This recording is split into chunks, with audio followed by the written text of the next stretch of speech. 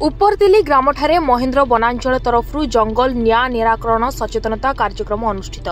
गजपति जिला रायगढ़ ब्लॉक अंतर्गत उपरदिल्ली ग्रामठारे आज 11टा बेले महेन्द्र वनांचल तरफ जंगल न्याय निराकरण सचेतनता कार्यक्रम अनुष्ठित हो जाइछि।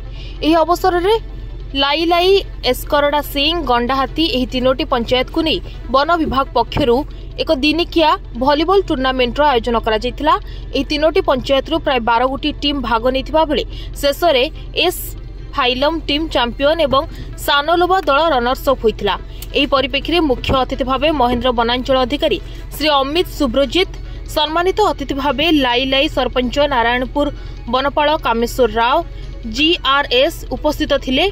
एही प्रतियोगिता को वनरक्षी श्री काली प्रसाद सबर परिचालना करथिले।